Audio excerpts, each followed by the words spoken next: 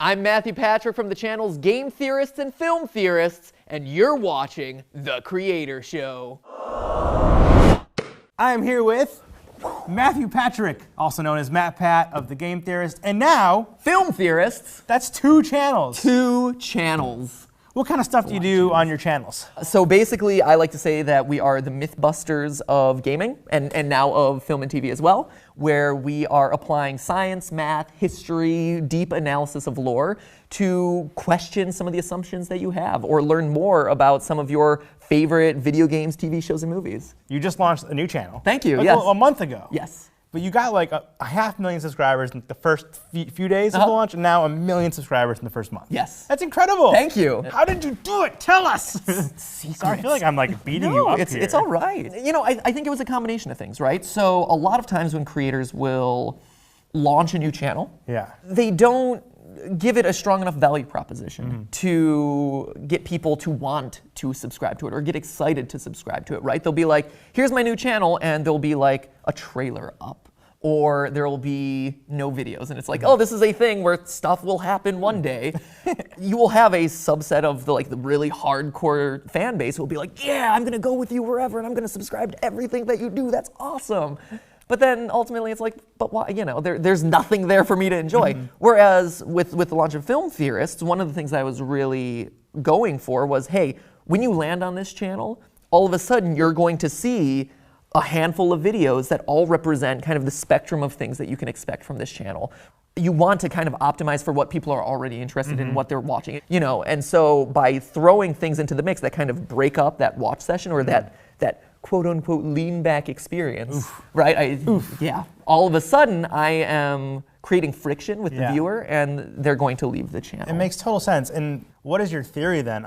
YouTube theory. I caught myself. Sorry, it happens. It's always, at least once per any video that I've ever in. I know a lot of creators do this, is they're like, subscribe, blah, blah, blah. Yeah. That's not a well-optimized call to action.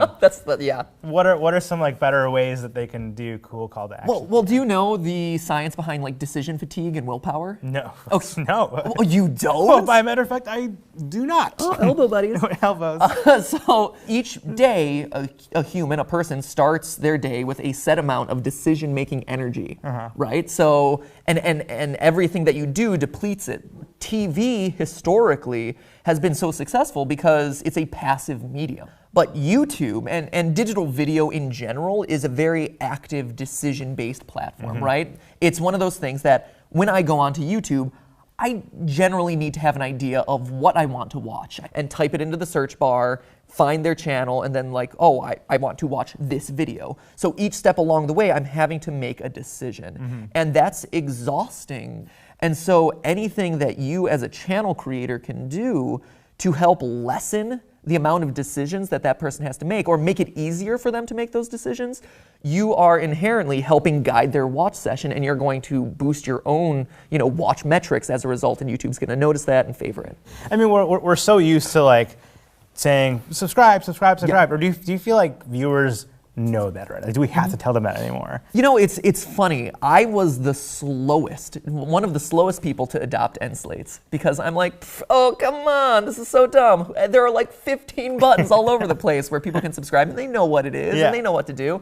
And yet, I'm like, I'm an experimental guy. I have this scientific background. I'm like, I'm gonna test this and see how it works. And I did it, and overnight it worked. You have to remind the viewer that it is an option available to them. And even though they might not subscribe off of that video, what you're doing is you're priming them. It's this psychological phenomenon called priming, which is I have seeded an idea to you. And even though you might not act on it in that moment of hey, you should subscribe, I don't want to click the subscribe button, I want to check out more videos that this person has. When they're on the channel page or they see 2 or 3 other videos, they're like, oh yeah. Challenges. Yes. What challenges have you had? Our videos take a really long time to make. Each video takes around 100 hours to produce. 100 hours? Yeah. I'm just gonna guess. No, kind of the things that go into making a video. Okay. Research. Yes. Which you have a background in. Yes. Because you're super smart. Yeah, very, very heavily researched. I imagine filming it. Yep. And I imagine editing takes a while. Yes. It's hard, it's hard, and you have to, define kind of what your aesthetic is, what your creative feel is.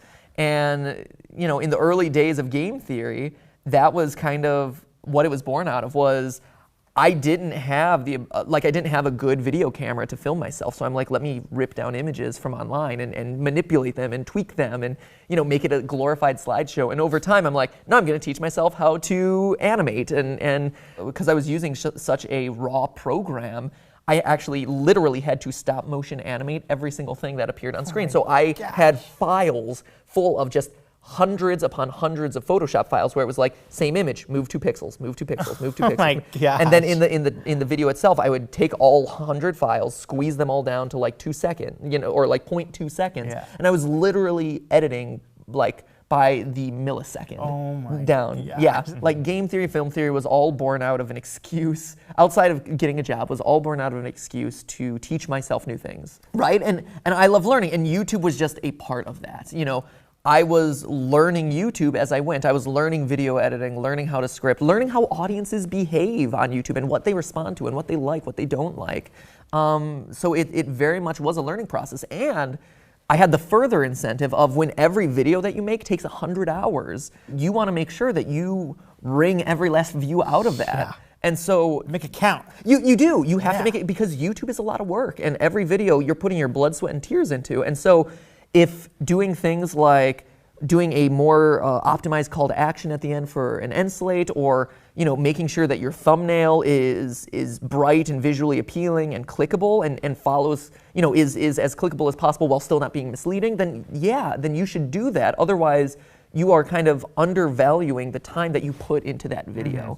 I love that. Yeah, and so that's kind of where all that was born out of, was just a desire to get the most out of all the blood, sweat, and tears I was putting into each video that we were uploading. Well, it's just so exciting to see how passionate you are about this stuff, and we loved having you on the show. Thank you. My head is spinning with just information. There's so many good pieces of advice here. Thank you so much for coming on. My pleasure. Thanks for having me. This is great. No problem. Good luck. Can't wait to see all these new stuff you're doing next. Oh, there is a lot going on. So it's exciting times.